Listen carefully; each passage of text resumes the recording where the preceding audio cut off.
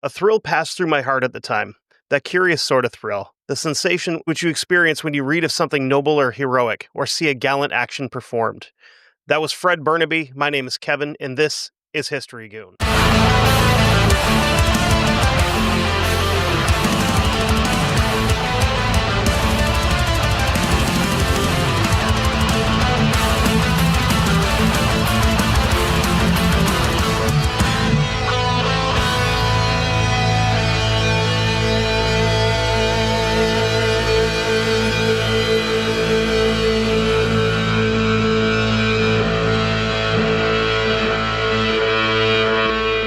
What's going on, everybody? We are back. Well, I don't know why I keep saying we. It's me. Me are back. Me are back. There we go. So full disclosure, it's been a minute since I've recorded anything. I did the little live thing on Patreon last week, I guess, at this point. But I've had some stuff going on. One of my uncles that I was very close to has been sick for a very long time and passed away 2 days ago at time of recording. So it's been a couple of days there. Well, he was in the hospital. My dad got rushed to the hospital for emergency surgery to have his gallbladder removed. So it's been hectic. I think hectic would be the word. But you guys wouldn't know that because I'm like a week ahead on episodes, which is pretty awesome. But that's not going to last because I'm no longer a week ahead. Anyway, that's how the sausage is made, and I guess we're going to get back into it here. This episode came completely by chance. I was looking for a topic, and as I usually do, found myself staring at the bookcase, and I came across a book that I completely forgot that I bought called Warriors: Portraits from the Battlefield by Max Hastings. It's one of these books that I found on Thrift Books. Thrift Books, sponsor my show, please. I've given you guys so much money. Just sponsor me. That's all I ask. You don't have to pay me. Just give me like store credit. That'd be perfect. Thrift Books, sponsor me. If anybody's listening, like in general, if you can get me in touch with them, let them know. I grabbed it because it seemed interesting, and I kind of decided, hey, I'm going to flip to a random page and then obviously go back to the beginning of that chapter and start from there.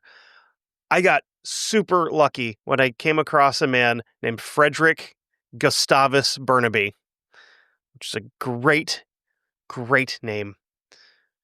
I'm partial to the middle name because my son's middle name is Augustus, so it's pretty close. Gustavus was actually on the list too, but that one got shot down. But that's fine because he still has an excellent name. So Frederick Gustavus Burnaby was born March 3rd, 1842. He's the son of Reverend Gustavus Andrew Burnaby and his mother. I couldn't find a name for his mother, but he was born in Bedford, England. ADD break. Google Maps. So Bedford, because I had to look it up, is kind of tucked in the middle of like the three corners of what would be Northampton, Cambridge, and Luton. So it's about halfway, maybe not quite halfway between London and Birmingham, which I know I probably just mispronounced, but that's fine. I don't speak English. I speak American, goddammit. His father was something called a squarson, which is a combination of a squire and a parson, meaning that he was not only a member of the clergy, but he was also able to own land, and he had a good amount of land. The Reverend spent 3 days a week hunting with dukes and other members of, high class and royalty, including the Duke of Bedford, who was a regular at the parish. Some of the locals weren't huge fans of the Reverend, and one farmer even called him publicly, quote, the biggest nuisance in the parish, which, the British. That was followed shortly by someone with a pretty decent sense of humor, hanging a sign on the church gate reading Nuisance Hall. I'm assuming probably the same farmer. As a young boy, Fred was on track to follow in his father's footsteps and join the church. Well, Dad had plans for him to do that, and Fred said, nah, I don't want to, and Dad was surprisingly okay with it. He developed an adventurous side as a kid, and his parents fed into that. During the summer, when he was 13 years old, he spent a bunch of time rowing a small boat down the canal system from Windsor to Shrewsbury and back. And from what I am looking at, because I had to stop again and Google Maps this, I don't really know the layout of England all that well, but it showed that this is between these two towns by road is 159 miles in a car. So I'm not real sure how long that would have taken in a boat, but he did bring a bunch of supplies and he camped out for a few days each way, which is pretty impressive to see a 13-year-old showing that kind of like initiative and wanting to go outside and do something like that. Maybe it's just impressive by today's standards because the 13-year-olds that I know, like my nephew and my niece, and I've some other family members that are right around there, they just don't go outside. I don't understand. Or they'll go outside and then they're just like, oh, I brought my phone, so I'm good. I'm good because I'm outside and I have my phone. Just put your feet in the grass and, I don't know, enjoy the weather or something. Matter of fact, like, I'm off for bereavement at the moment for the death in my family, but I can tell you, as soon as I'm done with this, I'm getting my ass in my truck and I'm going golfing because I want to be outside. And that's just going to be what I do for the day, I think. Which is fine. So when it came time for university, he would attend the University of Westminster at Harrow. Didn't do real well in the 2 years he was there, and he was threatened with expulsion after he wrote an article to a publication called Punch about something called, and this word may upset people, I'm going to say it anyway, because it's just what it was called, something called the fagging system. I had to look at it because I was concerned as to what I just said. So, fagging was the practice at many universities and boarding schools where the younger students were forced to work as personal servants to the older boys. The duties undertaken by the fags, the time taken, and their general treatment varied widely. Each school had its own tradition and expectations. Until around 1900, a fag's duty would include such humble tasks as blackening boots, brushing clothes, cooking breakfast, and there was no limit to the amount of hours that a fag would be expected to work. Later on, fagging was restricted to such tasks as running errands and bringing tea to the fag master's study. Oh, God.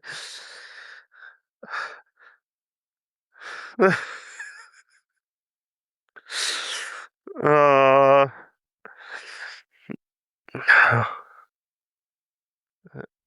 the fag master is a guy that just runs a farm with just twinking around everywhere. So much sass at this farm that I've made up in my head.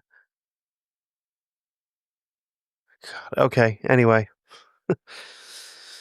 The 1911 Britannica detailed an evolution in the role at Eton, which Eton is a big, big school over there. Under school rules, fagging might involve harsh discipline and corporal punishment when those were standard practices. Fagging was sometimes associated with both consensual and non-consensual sexual service. Christopher Tyerman, writing about the history of Harrow School, stated that in some situations, fagging could either encourage or conceal sexual activities between students, and that at Harrow, fagging began to decline around the same time as the school started actively discouraging homosexual behavior, but continued in formal school life until the 1990s. That's a long time. That's almost 100 years after this article was written. There's also more than a few boys that were so damaged and bothered by the system that they would end up taking their own lives as a result of it, which is unfortunate. First of all, yeah, you're being force hugged occasionally, and you're also being forced to do shit for other people, which they could do themselves, but because they come from a slightly higher class than you, or they have more money than you do whatever you're told, basically, which is gross. From here, Fred would end up at Oswestry? Oswestry? It's like Old West Ostrich? Why do I keep picking British people? You guys created the language and can't speak it. Damn it. From here, Fred would end up at Oswestry School, out on the border of Wales, where he earned a reputation as being tough and kind of a physical specimen. Full grown, he stood 6'4" and weighed 15 stone. And if I did the math right, and by doing the math right, I mean looking it up on Google, because that's the only resource that I'm like, I have 10 seconds to figure this out, basically. That comes out to about 220 pounds, which is that's a big boy, 6'4", 220. That's built like a pro wrestler. It's a big man. Matter of fact, he was often getting into fights with locals. From what I could find, he never really lost any of these little like local scraps that he got into ever. He would occasionally come back a little banged up, but I could only imagine that if he was a little banged up, the other guy was a lot banged up.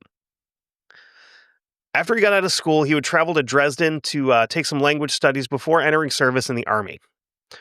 While there, he wrote a letter back home to his parents. Quote, "My dear," oh, sorry, this letter was addressed to his father because, I mean, I don't know if you just don't address letters to your mom back then. Yeah, women weren't people back then, I guess, really, right? I mean, yeah, they had, I don't know, maybe. I mean, they are now. But back then, like, women being humans was like a kind of a gray area, I guess. It's like, yeah, you're not voting. And quote, "My dear governor, I like Dresden very much. The old professor is a capital fellow. I'm getting on very well with the cornet, and the German is becoming easier every day. It is awful hot, but we live almost the whole day in the Elbe, which is a river, so it's very comfortable.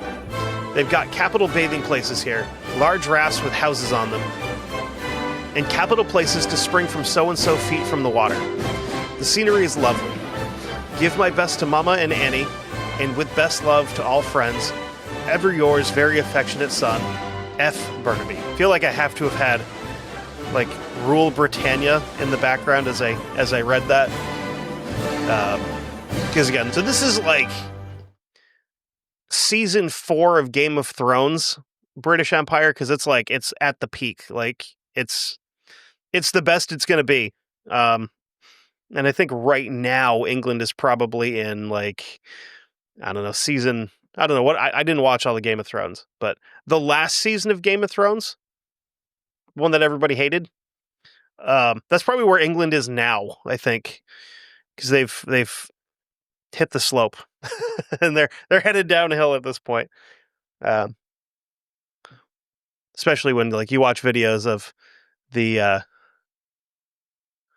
like the city government's not being able to go out and pick up trash, but they have people that they can send out to paint over like St. George flags and pull flags down that people are putting up with zip ties. But we can't send some dude around to like pick up the trash. Well, priorities. After his time in Dresden, he transferred into the army smoothly as a household cavalry officer, which are the cavalry guards that guard royal palaces and the monarch, and they've been involved in every major conflict in the British Empire since 1660. That's a long time, because at this point in time we're in the 1800s, so it's a couple years. But they still exist because I believe the household cavalry are the guys that you see on like Facebook and Instagram where the horses are like throwing people with their teeth when they get too close to them. Also, maybe the guys that are like on foot that will run people over that if they step in the way of their marching, just boot kids out of the way.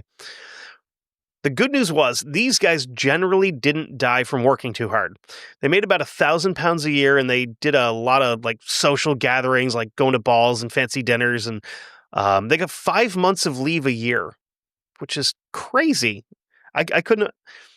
I mean, what do you get here at most? Like, if you've been in a company for a long time, you get like what, 3 weeks? 3 weeks a year. That's cool. After about a week of not being at work, I started to go a little, I hit that like Friday and I'm like, man, I got to do something because I've just been sitting around for 4 days and I'm going crazy. I couldn't imagine 5 months where I didn't have to work. The only downside was it cost £1,200 for his rank, which his parents had to pay for. Because this is a period in time where you didn't, yes, you could go into the military, like you could go into the army, but if you wanted to have any rank, you didn't really rise through the ranks like that. You basically bought your rank, which doesn't necessarily make good leadership. It just means you have more money than the people that you're commanding. But when you live in a caste system like that, anyway, he did take up fencing in his insane amount of free time at the London Fencing Club. And another hobby that he picked up that became more of an obsession was bodybuilding. And again, he's 6'4", 220, which back then was massive. I mean, now 6'4", 220, you're a big dude. You're being looked at to be, playing football, or maybe not quite basketball because you don't necessarily have the height, but 6'4", 220, that's football, whatever. You're a big dude. Fun fact to know and share: when he was in full kit, his horse would be hauling him around at 322 pounds. That's nuts. By the time he was 20 years old, he was thought to be possibly the strongest man in the Queen's service. He was partnered up with professional sparring partners for boxing, and he whooped their asses every time he stepped into the ring with them. But he wasn't just muscle. He wasn't just a giant, muscle head. He was also known for his athleticism and his endurance, which having those two things, having athleticism like that and endurance and being that size, would make you an absolute nightmare to fight hand to hand. The royalty scheduled guest nights from time to time where they would go around to visit soldiers and spend time with them. One night, the Prince of Wales himself was visiting, and Fred decided to show off just how strong he was with a neat little prank. He got the prince to stand still. He, stand up straight and, head chin up and all that.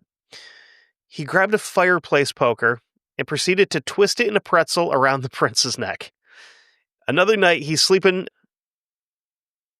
I almost said sleeping with the prince.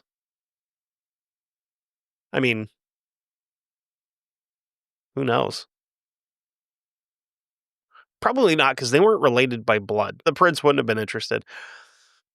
Another night, he was sleeping in his officers' quarters when a couple of his fellow officers decided to pull a prank on him. They made sure he was very, very deeply asleep, and they snuck 2 small ponies up the stairs and into his room, and then they locked the door and ran away. Not long after this, both of them reported that they heard a very loud noise coming down the stairs, and here he comes in just his pajama pants with 1 pony under each arm. So these are young ponies, so they're not huge. I mean, ponies aren't huge, but they also get that big fat belly on them, and they can weigh 500-600 pounds probably. But these were pretty young, so he had 1 under each arm, so they're probably 100-150 pounds apiece. But still, be horses and hauling 2 horses off like you just picked up a pair of cats and threw them out of your room is pretty impressive. Unfortunately, his attitude also translated over to public interaction.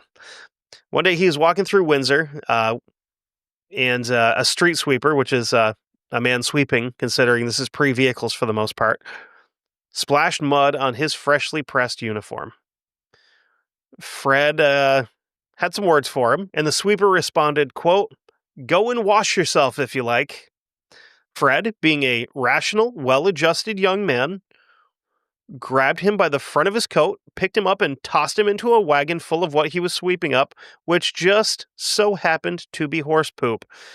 As he walked away, Fred was reported to have shouted over his shoulder, quote, "You needn't go and wash unless you like."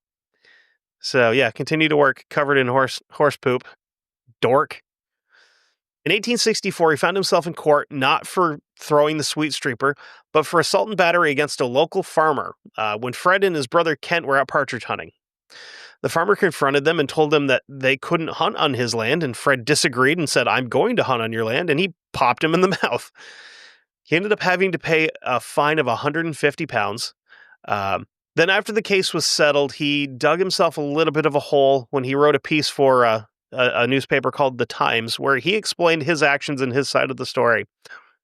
On another occasion, he was hanging out on the edge of the Thames in Battersea with some of his officer buddies, and a wild Frenchman appears. in the form of Monsignor Eugene Godard. Godard, I don't know. I didn't pronounce it right. He's French. I don't care. So these guys being English and this man being French, they obviously need to go investigate what this shifty frog is up to, and they found him preparing his hot air balloon. The officer started talking to him, asking questions, and being just kind of curious in general about how it worked. And of course, Fred, being a curious boy, wants to go up, even though his comrades told him that he would get burnt to a crisp before falling to his death from the basket. Fred whipped a 5-pound note out and says, quote, "Maybe this will change your mind." Mm-hmm. And the pilot told him to come back the next day. And obviously Fred did, because he wants to check this out. He's basically just a giant excited kid until he realizes that after he gets there and he talks to the guy, has it explained to him that due to the warmer weather, the lift capacity's off, and Fred being as big as he is, he's not going to, unless he's standing directly in the middle of the basket, he's going to throw the weight off and they could crash. So after having all this explained to him, he goes back to his buddies that were there the day before and tells them exactly what he was just told, and they basically called him a pansy and said that he backed out of the ride because he was scared. So again, Fred, being well-adjusted, says, "Oh yeah," tells him to follow him back to the bank so that the pilot himself could explain it. The two get back there to see that the pilot and a newspaper correspondent are taking off. Things are off, and the basket is just starting to rise off the ground, and then it crashes back to the ground. It was only a few feet off. Apparently, the pilot wasn't too concerned about this. The pilot's probably didn't know if he had the fuel air mix just right. Maybe it's running too lean. Maybe it's running too rich. I don't know how hot air balloons work. Didn't put enough oil in the fuel, and you're getting a little bit too much smoke. It's a two-stroke after all. So the balloon eventually gets off the ground, and as it does, there's a band that starts playing for this big event that's going on. And eventually, as they're floating down the Thames, above the river, obviously, Godard starts blowing a trumpet.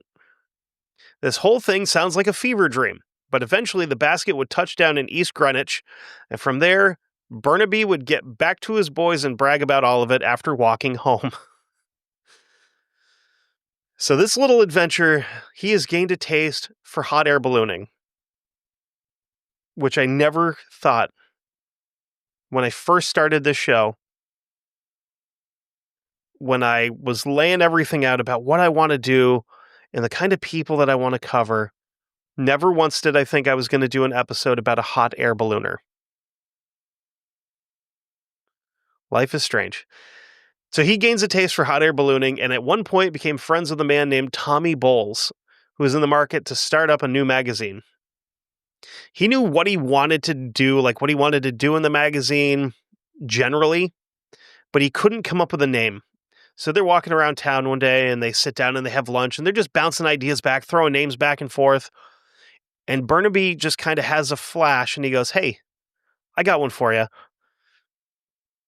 And I would wager my next paycheck that this is a magazine that everybody in the shot of my voice listening to this has seen at some point in time in either a grocery store or at a 1980s style newspaper stand in New York City. I don't know. I live in the middle of nowhere. I don't know how other people get media.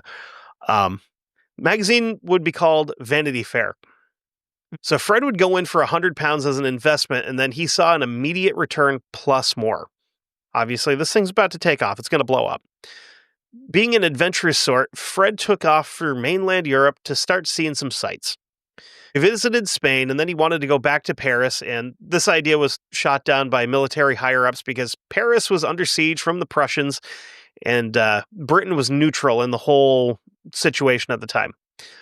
So instead of creating an international incident, he decides to go to Russia. He enjoyed the country, but hated the cold. He said the cold made his liver hurt and wrote, quote, "Fred, you're bothering me with this one because, I know times were different back then, right? Quote, I'm getting very near 27, so I suppose it's time to expect some ailments or other, particularly after 12 years racketing about in London. You're not an old man at 27. Stop saying that. Life hasn't started to hurt you yet. 27 again would be kind of cool, though. I had my shit together. Oh, no. I didn't really have my shit together at 27. Maybe I'm a child. I should probably go to therapy. Anyway. While in Russia, he got word that his dad wasn't doing well, so he gets back home as quickly as he could. He did have a pretty funny conversation with his dying father when he got home. And this is a quote from his father. This is a little conversation that he had as he kind of walked through the door. He hears his father say, quote, "I wish I could take you with me, Dr. Bullock." And Fred, being Fred, responded from across the room, quote, "I really don't think Bullock wants to go with you, father. Besides, what would a doctor do there?" So I'm not sure if he's implying that his dad's going to hell or what. But I mean, I would have, like, if I was his doctor, I'd have been like, "Bleh." Yeah. After his father died, Fred would inherit the family's estate in July of 1872. In 1873, he would return to Spain, where he would spend the next couple years writing articles for Vanity Fair until the bigwigs decided that the publication was unbecoming of an officer, even though he was the co-founder of the magazine. So he had to start writing for The Times again, where he was telling stories about the Civil War going on and basically said that it would continue until one side tried harder to win, which that's kind of how wars are won, bud. At one point, he even offered to form a foreign legion to fight on behalf of the rebels. So keep in mind, the whole time that he is dicking around in hot air balloons and picking on his dad as he dies and traveling and writing articles, he's in the military. Like, he's in the British Army, and he's just out gallivanting around and doing whatever he wants to do, basically, because he has almost half a year off a year. The following year, in 1874, he took off for the Sudan with a few other guys to hunt lions, which, hold on here. So according to my Leopold map that I still have from the last time we were in Africa, Sudan was run by the Egyptians at this point, but the Egyptians and the British were on good terms, because I think this is probably right around the area, if not maybe like the very beginning of it. I don't really know because I'm not super into the whole Egypt thing.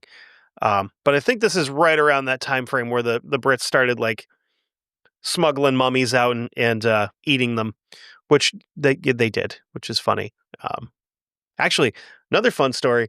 About a half an hour north of me at one of the cemeteries around Middlebury College, there is an Egyptian mummy buried there because somebody from the college traveled to either England or he might have actually gone to Egypt or whatever, but he purchased an Egyptian mummy and brought it back with him. And then when he died, the family was like, "We don't really want this." So they like did a proper burial for a mummy that had been dead for like 1,000, 1,500, 1,200 years. I don't know how old Egypt is.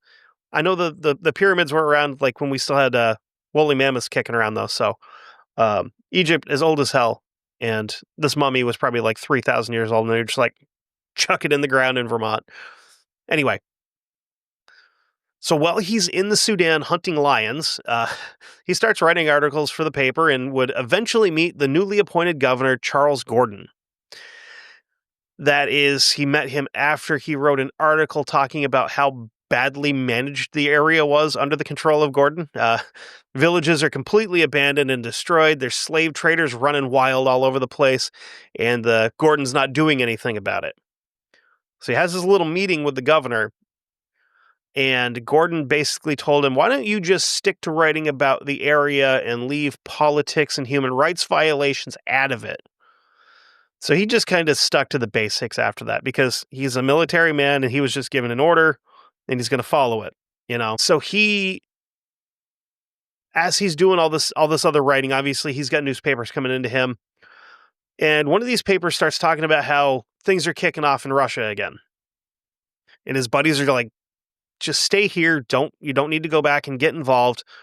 because the government wasn't really too keen on the English at the time. Like the British government, the Russian government wasn't super cool with the English, even though, again, European royal families are all related, including the Russians, Germans, and English are all related still at this point in time in the 1870s. They're cousins. So even though the Russian government's not super keen on the English, he says whatever, and he just goes anyway. And I only put that part in because it's really not all that important, right? But I put that part in because it's one of the funniest details in this entire story. Because while he was in Russia, he befriended, potentially purchased, and traveled with a man named Nazar, who he referred to as, quote, a repulsive but courageous Tartar dwarf. So he basically just bought a steppe dwarf.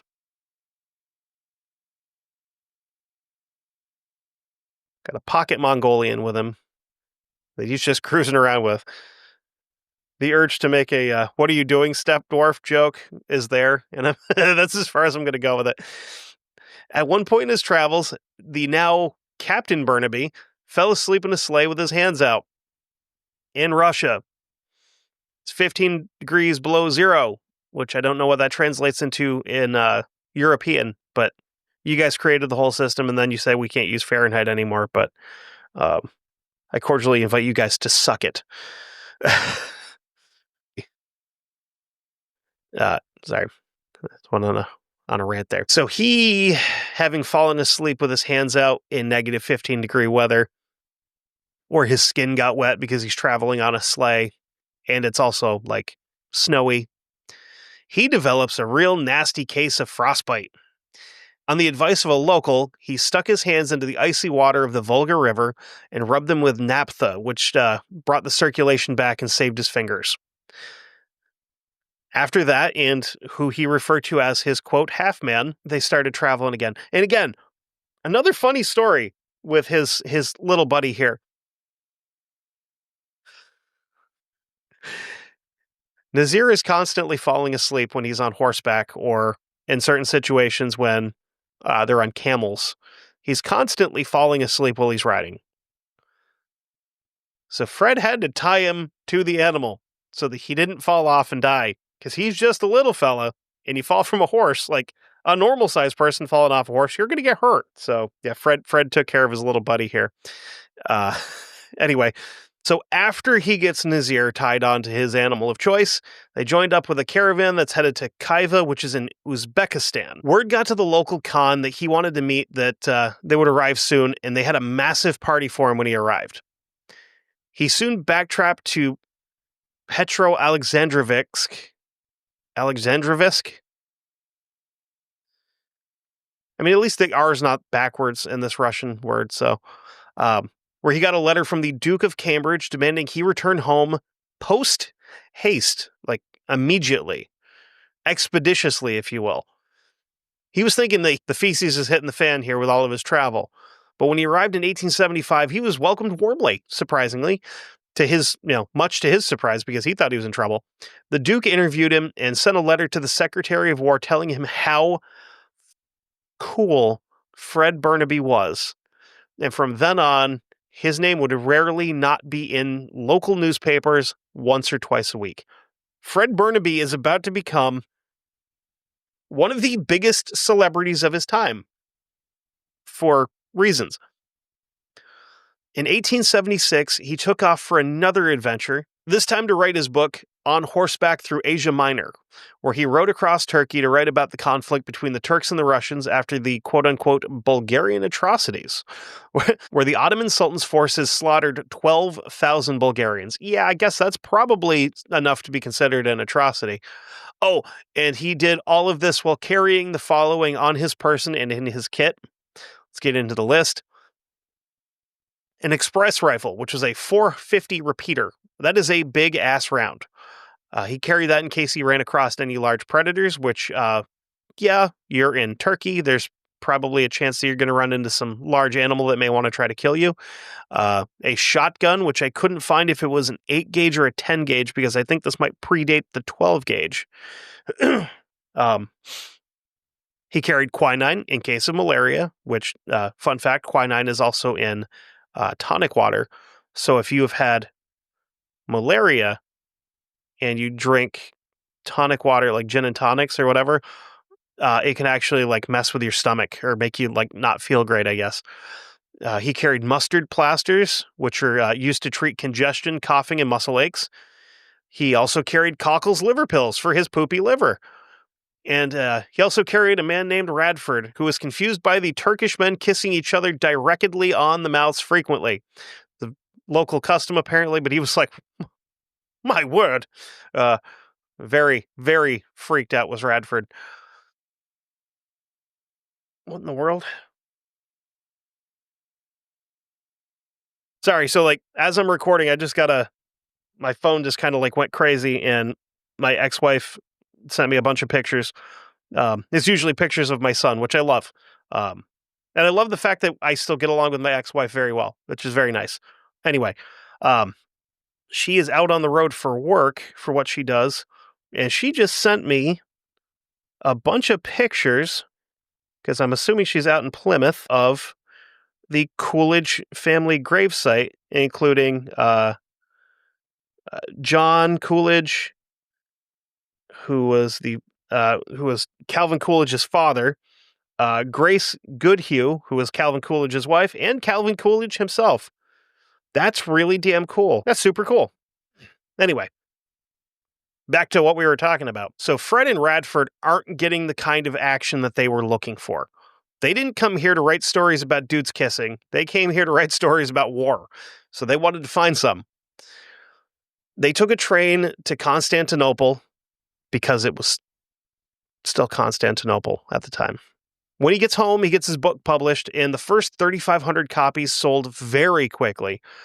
He wasn't like around to see the success, though, because just a few weeks after getting home initially, he went right back to Turkey because the war started to kick back up. And this time he linked up with the forces of a man named Baker Pasha, which we've spoken about a Pasha before. It's just a military rank. This guy's real name is Valentine Pasha. It's Valentine Baker, who is the commander of a British mercenary company. And he links up with him, and he would travel with him to Bulgaria, where he finally got to see combat firsthand. After watching Baker's forces charge off into battle, he wrote, quote, "A sensation worth 10 years of a man's life, and a thrill passed through my heart at the time, that curious sort of thrill, the sensation which you experience when you read of something noble or heroic and see a gallant action performed. It was grand to hear those 2,400 Mohammedans," which are Muslims, many of them raw levies at the time, cheering back in defiance of 30 picked battalions, the choicest troops of the Tsar.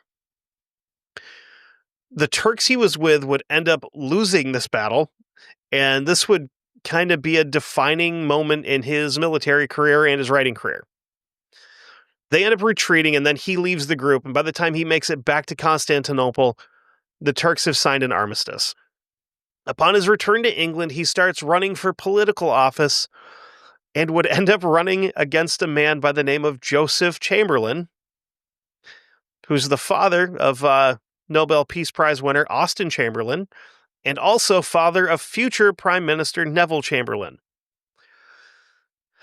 We're getting into some British political Forrest Gumpery with this. He kind of just like Forrest Gumps through all of the British Empire, though, because like anything big that's happening, he's kind of there. And another man that he ran into in politics was Lord Randolph Churchill, who's the father of Winston Churchill, and also Jack Churchill. Not the same Jack Churchill that I'm going to cover at some point in time. The Jack Churchill that was like killing Nazis with a claymore, a sword, not a explosive, and a longbow. Not that Jack Churchill, but just like regular Jack Churchill. So he again had run-ins with the public during his political career. On one occasion, two guys were giving him a hard time about his accent, to which he grabbed both of them by the collars and carried them to separate chairs and seated them. uh, he didn't win any seats for public office. Surprisingly, shocked, I know. He did, however, meet the then 18-year-old Elizabeth Hawkins Whitshed. He was 36 at the time that they were married, by the way, and they would have a son named Harry. Oh my goodness, Harry St. Vincent Augustus Burnaby was their son's name. The marriage fell apart pretty quickly, and the boy lived with his grandmother because his mom left for Switzerland, and Fred went back to war. And couldn't imagine being like, well, she's gone. Hey, Ma, take this. I have to go now. In 1882, he was promoted to lieutenant colonel commanding the Blues, which is the unit that he's been in the entire time. I believe they have the Blues and the Whites, I think, are the two separate units of the Household Cavalry. There may be a third, but I don't recall. And now that he's got his newfound rank, he decides to hyper-focus on a new challenge. He wants to cross the English Channel in a hot air balloon. It had been done a few times before, but there was quite a few that ended poorly, as you can imagine. He found a man that owned a hot air balloon and wrote him a letter looking for a decent one to try it in. In response, the letter read, quote, "I have a balloon that will just suit you. Poor Powell once made an ascent in it." I almost read that as made an accident in it. And I'm like, oh, he pooped in the basket. Who hasn't pooped in a basket, though? Anyway, this is in reference to a politician that had recently died trying to cross the English Channel in said hot air balloon. So Fred goes and collects the balloon from the owner and insisted on going by himself, even though the owner's like, no, I'm going to go with you because this thing's very expensive and I don't want to take a chance on anything happening to it. And Fred went, no, I don't think you will. Fred did, however, write him an IOU for the most part, reading, quote, "I agree to be responsible to Mr. Wright for all damages to his balloon in which I ascend today. Fred Burnaby, Royal Horse Guards." So, this man has now essentially hijacked a hot air balloon with permission from the owner. Forced him to stay out of it because it's not his business because he wants to do it on his own. Written him a letter saying, yeah, if anything happens, I'll replace it. Don't worry. I'll pay you. I make plenty. So his trip was rocky, to say the least, from the get-go. He gets about 10 feet in the air, and he missed an industrial chimney by not very far when he first took off. After an hour in the air, he reached 5,000 feet and could see the French coast. Pretty suddenly, the basket starts to sink, so he starts throwing a bunch of the ballast bags out to stop him from dropping. He finally stops his ascent at 1,500 feet, at which time the wind changed directions and sent him out over toward the Atlantic Ocean. Completely unbothered, he sat in the basket, ate a roast beef sandwich, and smoked a cigar. Eventually, he made it over... I almost read that as French land. As France land. Eventually, he made it over French land, and then he tosses the grapple out. This is basically supposed to work like almost like an anchor to stop the balloon. He threw it out. It bounced off the ground, grappled exactly nothing. It starts skipping. The basket hits the ground and starts skipping. And as soon as it came to a full stop, he got out, touched French ground, and went straight to the nearest place he could, send a telegram, and informed the balloon owner that his property wasn't damaged, and he went home because he didn't want to be in France any longer. Fred's biggest complaint in life was thinking that he would never be able to lead men into battle. Okay. So he's doing all this other wild stuff. He's helping create Vanity Fair magazine. He's randomly picking up hobbies like hot air ballooning. And again, the whole time he's still in the military. And now he's like, I'm never going to be able to lead anybody into battle. And that kind of bums me out because that's kind of why I went into the military in the first place. But That would change just a few months after he crossed the Channel. July 1882, the household cavalry was shipped off to join Sir Garnet Wolseley as part of the Egyptian Expeditionary Force to fight Arabi Pasha. Garnet Wolseley that might be the most British name that I've ever said, and I said Digby Tate the Mortar on here before. Okay. So he shows up to the barracks, he's all jacked up, just ready to fight, only to find out that the reason that he was sent was that he is the one that's going to hand select troops to go fight. Fred has a little bit of a letter exchange with the Prince of Wales. They're writing back and forth. Fred is expressing his displeasure with not being allowed to go fight, and he, to an extent, called the Prince of Wales, like, again, the future King of England, kind of a wiener because he didn't want to go fight either. Prince wasn't super happy about being called out, and this exchange doesn't go well for Fred.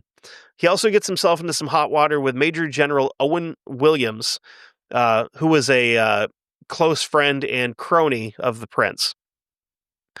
He'd written several articles about the general that the general thought had kind of possibly screwed him out of being promoted earlier on. Things get patched up before it went to court, but it was still damaging to Fred in the eyes of the public. Because you have this guy who has been out adventuring and writing stories about all this other stuff, and then all of a sudden it hits the papers that he's kind of being a little bit of a bully to the prince, and people took that personally for some reason. So with all that going on, Fred's dejected and he's losing hope, and then one day a letter arrived in December of 1883 about the Khedive of Egypt, who's sending a force into Sudan that was being commanded by his old buddy Baker Pasha, Valentine Baker. A group calling themselves the Mahdi, which is a group of dervishes, had recently wiped out another British mercenary group. Baker's wife had written the letter to Burnaby personally, saying that he really wanted his help, due to the loss of another guy named Hicks Pasha, who was the leader of the group that had been completely squad wiped by this new faction. Burnaby jumped at the opportunity and went to Egypt to take over a small group of Egyptian troops and a few other British officers. He gets there just in time to see the Mahdi fighting a different mercenary group. He shows up with his pistol and an umbrella because that's what a non-combatant would have at the time, obviously. He watched on as Egyptian troops that were very poorly trained fired into the surrounding scrub brush, hitting absolutely nothing because there was nothing there to hit. He get a little pissy watching this, so he assigned himself the duty of a runner for Baker. He rode out fast across the battlefield, gathering a small group of cavalry, Katamari style, that were chasing off some Arab horsemen. Several of his guys that he has now collected got killed on the way through by their own infantry. As this is going on, a small group of dervishes, it's like less than 100 of these guys, charged the Egyptian forces of over 1,000, and the Egyptians broke rank and fled.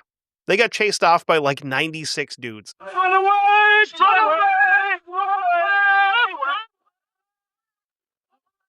Y'all got rifles. You could have just, I don't know, shot them. Crazy concept, I know. Baker and his crew escaped the fighting. Overall, the Egyptians lost 2,250 men and 112 officers. The only way the remaining troops got away is because the dervishes took a page out of my Skyrim playbook and stopped to loot the bodies. After all this, Baker is taken out of command due to the reports written by witnesses, including, unfortunately, Fred Burnaby. After that whole mess, the Prime Minister sent a letter saying, not to bother retaking the land, but to just, quote, disperse the enemy. So Burnaby found himself as part of the intelligence staff and finally found himself properly in uniform and riding with the infantry as part of the dispersal crew, I guess we'd call it. In a show of being just the coolest thing on the planet, they rode to meet the dervishes in battle with the Black Watch playing pipes behind them. So if you don't know what the Black Watch is, it's basically a group of Scottish troops, but these guys would have been like drum and fife, but they've got bagpipes too, which for me, I'm a fan. um, I would nerd out like super hard. Occasionally I'll go to there's a Scottish Highland Festival over in New Hampshire, not too far from where I live. It's like a 2-hour drive or whatever. Um, that'll go to, and they do like drum and fife competitions where they have like the bands and all that. Super super cool, way fun to watch. But anyway, they've got the Black Watch playing pipes behind him. Oh, and also before I forget, the Black Watch were also super badass and could fight like nobody's business. So as they're marching in, the dervishes open up on them with a captured Krupp field gun, which is a 75 millimeter cannon. That's a big ass chunk of whatever to get shot at. As this is going on, he steps out of the ranks to the side and just starts blasting dervishes that are charging on horseback with his double-barreled shotgun. And of course, this isn't birdshot. You're not going out here like shooting pheasants with this stuff. This is either 8 or 10 gauge buckshot, which is massive. I know 12 gauge buckshot, if I remember correctly, is like just a hair smaller in diameter than a 38 or a 380. It's one of the two. So 8 gauge or 10 gauge buckshot is probably closer to the diameter of a 9 millimeter round, which I just so happen to have right here. So it's probably around that diameter. Okay. The brass part, not the part at the end, the projectile itself. So 8 or 10 gauge buckshot, I don't know because I've never actually seen it, is probably pretty close to that diameter. If 12 gauge is the same diameter as 380 or 38. Because the way shotguns work is the higher the number, the smaller the shot. Which is completely backwards from how most of it works. But anyway, he's just ripping off shotgun shells at these guys. He fired 23 shots in general, and he downed 12 Arabs. And he had this to say, quote, "It was as splendid an exhibition of courage as the world has ever seen." He said that about his fallen enemy, not about himself, because Fred's fairly humble for as much of a like public figure as he is. He was a pretty humble dude. And you got to have respect for a guy that has respect for his enemy, because I don't know. It's hard to put into perspective because I've never been in combat, obviously, but I think you would have to have respect for someone that's there doing the same thing as you. He shows the kind of like class and honor that he fought with, even though, he's cutting dudes in half with buckshot off horseback. He's still got a lot of respect for the guys he's fighting. At the end of the skirmish, the dervishes left 825 bodies on the field, and the Brits counted their losses at 35 dead, 155 wounded. Not too shabby. Probably a pretty good day to be British. Less good day to be a dervish. Burnaby rode back to the nearest British station by train and then back to England by steamer ship to have his wounded arm tended to, which I guess was actually like pretty common back in like Victorian fighting, because you'd get patched up locally, like well enough to get you home to be properly taken care of. And when you own, I don't know, 3/4 of the world and you've industrialized parts of it like that with trains and ships and docks and stuff, you can kind of get wherever you want because, you're British. So when he gets back, he finds articles being written about his time in combat, and he's like, oh, this is going to be cool to read about. Until he reads, quote, "Unsporting to cut down savages with a shotgun instead of a rifle. The colonel's choice of weaponry seems to imply the self-indulgent frivolities of the upper class killing grouse in the Scottish Highlands in August, rather than war with the Sudanese desert out of season." So, yes, you're doing a great job, but you're not doing a great job the way we wanted you to do a great job. You're not using the right equipment. So, we're going to basically tell everybody that you suck because you used a shotgun. But there was something to that, because at his rank, he wasn't supposed to technically be in direct combat anyway. He was actually supposed to be in Cairo at high command, but he wanted to go get some fighting in. Matter of fact, Burnaby had conveniently lost his orders that directed him straight to Cairo and absolutely nowhere near the front for fighting. Because he was given his orders, like his paper orders, to carry with him to hand in when he got to Cairo. But he lost the papers in a tragic boating accident. So he just went, well, I guess if I can't go to Cairo, I can go shoot people. So he just kind of did that instead. In the last part of his life, Fred Burnaby became pretty unpopular with his like higher station peers in England. They saw his willingness and eagerness to go dirty his hands, as they would look at it, with combat as below his station in life. While all this is going on, his old not pal, Governor Gordon, is besieged in Khartoum. The now Lord Wolseley was told that they needed to launch an expedition up the Nile and try to rescue Gordon's ass. So launch a rescue mission up the Nile to save Gordon's ass they do. Burnaby went to Wolseley because they were friends from like way back, and he begged him to get him assigned to this mission. Not because he liked Gordon, because he didn't. He wanted it because he wanted to go see more action. Wolseley told him that he would send for him when he got to Cairo. The letter requesting Burnaby reached the War Office in London, and it was immediately rejected. So now's where this story takes a little bit of a weird turn, is after this rejection letter.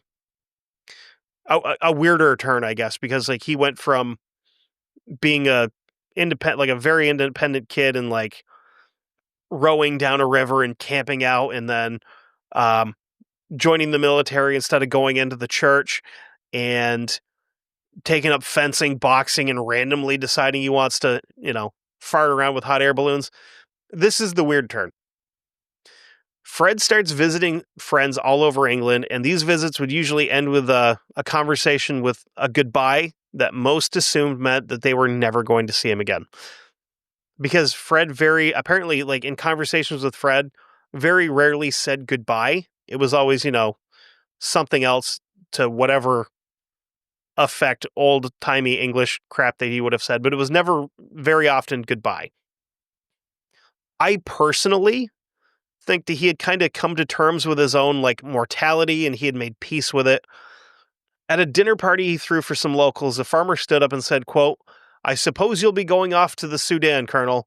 Be advised and do not go. If an Arab can hit a hay bale, he can't very well miss you," because Fred is huge. The next thing he did was visit Valentine Baker, the now disgraced commander, and made him the guardian of his 4-year-old son, which is probably kind of weird because he just shows up with his kid at his friend's house, and he's never met the kid. Like, this kid's never met this dude, and he's just like, "What's up? This is my son. You're going to take care of him now." Okay. And they just walks off. He then goes to visit Tommy Bowles, his co-founder of Vanity Fair, and said, quote, "I am very unhappy and can't imagine why you care about life. I do not mean to come back." So this is where all the goodbyes are coming from. Because I think, like I said, coming to terms with his mortality and all that, I think Fred also came to terms with the fact that he was probably crazy depressed because his life didn't go the direction that he wanted it to. I think that he had a lot of time to think about things, and again, realizing that it wasn't going where he envisioned it, didn't want to be around anymore, but wouldn't do it himself. Because being a devoutly religious, it's obviously frowned upon to do that. And also at the time in general, it would have been like a very frowned upon, and it would have brought a lot of like disgrace to his family and all that if he had just killed himself. So he wanted to do it a different way. November 10th, 1884, he left England for Egypt. He did this without permission by smuggling himself onto a steamship.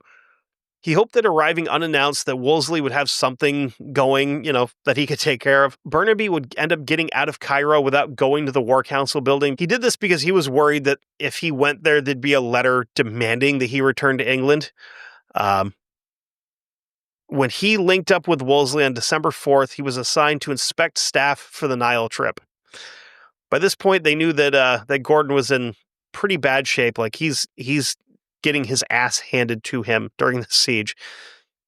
But they couldn't just get there quickly because of the massive amount of ships needed for this for the supplies and all that.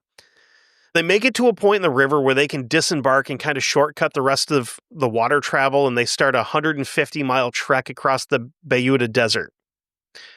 Late in the afternoon of December 14th, the 3,000-strong British force took off for Abu Khali. And they marched in a huge square formation with the supply camels kind of protected at the center. Going is pretty rough at first, with the men only covering about 10 miles the first day because of, you're walking through loose sand. Human feet, in boots, are not designed to walk through loose sand. And if you're in a box formation, you're essentially walking in the footprints of the person in front of you, where if you're walking through sand, you're not supposed to walk through footprints because it shifts and you'll sink and all that.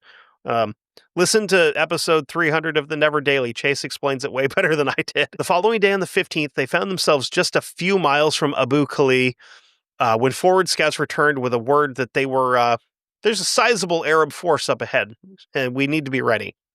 The commanding officers rode forward to see for themselves, and they did. They saw a bunch of white-robed men on hillsides jumping around, waving banners, beating drums. Overall Commander Stewart decided that they would retreat for the night and kind of set up defenses, circle the wagons and get ready. One of the sentries that night noticed a red glow galloping towards the camp and almost fired. If he had, this story would end right now because he would have killed Fred Burnaby, who was out on his own scouting, which he wasn't supposed to be doing. He just decides to take a solo recon trip to see what it looks like. The following morning, the Brits were woken up by sporadic and uncomfortably accurate fire from behind some stoneworks that the Arabs had set up during the night. As Burnaby and Stewart went from post to post under fire, Stewart's aide was shot in the head and died directly in front of them. Because, you send the aide first, just in case. I bet he was wearing a red shirt, too, So they reached the post of Lord Charles Beresford, the commander of the naval force that was responsible for getting them up the river. He urged them to get off their horses because it made them giant targets. Burnaby is also already a giant target, but he was forced off his horse when it was shot in the fetlock, which I had to ask my mom because my mom's a horse person. What the hell is a fetlock? And it's the horse's ankle. So now he's on the ground. He urges Stewart to attack. Also, his horse is, they have to shoot the horse because horse can't do anything with a bad ankle. Stewart held off an attack to, quote, give, we're not going to say the word. I put it in here because it's part of the quote, but we ain't going to say it. Give the, a chance to advance. And it turns out were plenty happy to keep harassing them from the stoneworks they'd set up. During the indecision of the general, a horde of dervishes numbering around 15,000 came in from the lower hills.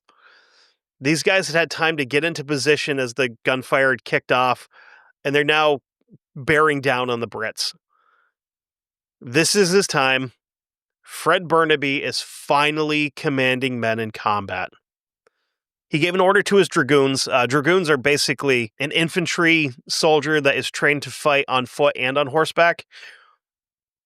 We're going to get into more of those guys here in a few weeks that are just the most badass people that have ever walked the earth, at least in Europe. So he gives orders to the dragoons to break ranks and fan out to put more fire out into that one particular area where all these guys are coming in from.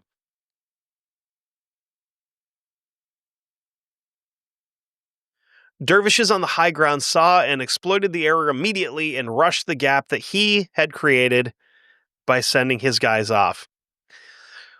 As they're charging in, Burnaby sees his mistake and orders them to come back to like get back into formation, but it's far too late for that.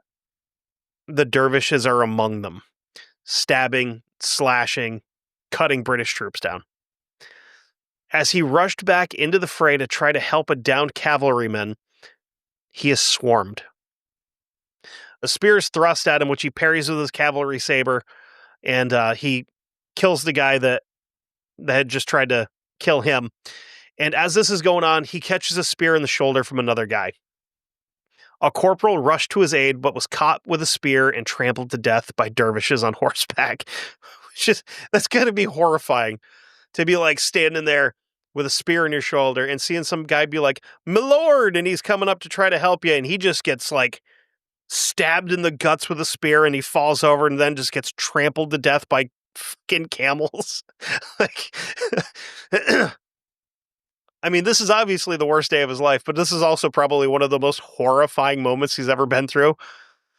Burnaby, watching all this goes on. So I kind of forgot to mention that at this point, Fred has found another horse. Okay, so he's up on horseback and he's been stabbed in the shoulder with a spear. He watches this guy that's coming to try to help him get stomped out by camels, and he's kind of staring on, and then he catches a spear directly in the throat. He's thrown from his horse, obviously, because he just got stabbed in the throat with a spear. He attempts to get back up and then was stabbed an additional 12 times. Order is regained by superior firepower on the side of the Brits. Lord Binning, who's one of the other post commanders, ran from his position to the fallen Fred Burnaby. He found Burnaby still alive, with blood spraying from his throat and a slash to his head that had removed a chunk of his skull and exposed his brain. Binning held his hand until it went limp. Fred Burnaby was among 9 officers and 65 troops killed that day. The fallen were buried under a stone cairn. The men of the household cavalry held a tear-filled ceremony for their fallen friend and leader. And unfortunately, this whole thing was for nothing. Stuart took the remaining forces and regrouped, and they head towards Khartoum, only to find out that Gordon had been killed in the siege days before they got there. So this whole thing was a giant waste of time, because most likely by the time they had started this expedition, the guy that they were going there specifically to rescue was probably already dead. The British press celebrated his life in the papers, but the Prime Minister at the time, Gladstone, refused to mention him in the list of officers killed in battle because he didn't have permission to be there in the first place. So because this guy wants to be petty, he doesn't get mentioned as being killed. The Duke of Cambridge wrote to Burnaby's final commander, Wolseley, quote, "Burnaby was certainly a most gallant man and courted death. He had peculiarities which I could not appreciate, but I am deeply grieved at his being killed." At the time of his death, Frederick Gustavus Burnaby was 42 years old. The author of the book that I used kind of really leaned into the idea that he made this last trip to Africa specifically to die, because Burnaby felt that he was a failure as an officer. And I mean, maybe I guess he might have felt that. We don't know. I personally think that he went back there because he was in love with the idea and the romance of leading men into battle and going into fighting and all that. And we also have to remember he has that adventurous streak. He's an adrenaline junkie. And a lot of people with that tend to find themselves in the most dangerous activities that they can find, like, jumping out of airplanes or bungee jumping, stuff like that. I think he thought of war as the ultimate adventure and the final thrill that he could really find. And so many more that would come after him, he paid for wanting to do that with his life. Honestly, when I chose him at random from this book, I expected like a crazy lifelong warfighter, and he wasn't. He was so much more. He was a writer, an adventurer, a madman, and he would fight anyone just for the fun of it. And at the end, yes, he died in battle.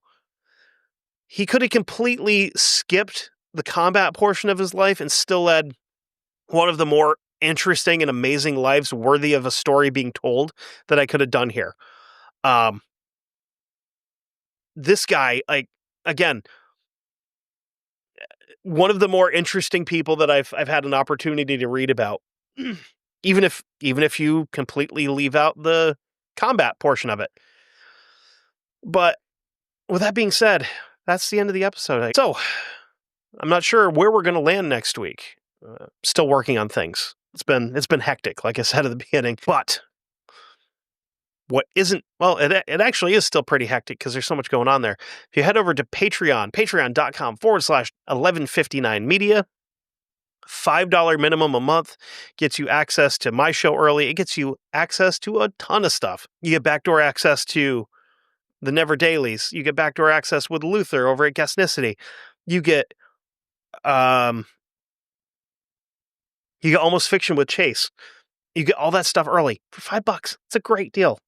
Or if you want to support me directly, if you want to throw me a little bit of money directly, I'm not going to beg for it because I don't do that. I'm not going to sit here and panhandle on the internet. I do have a Ko-Fi. That's ko-fi.com/historygoonpod. Again, if you want to throw me some money there you think I'm doing good, awesome. I would greatly appreciate it. And until next time that we meet again, we're all going to die someday. So go out and do some goon shit and leave a mark on the world, just like Fred Burnaby. Thanks.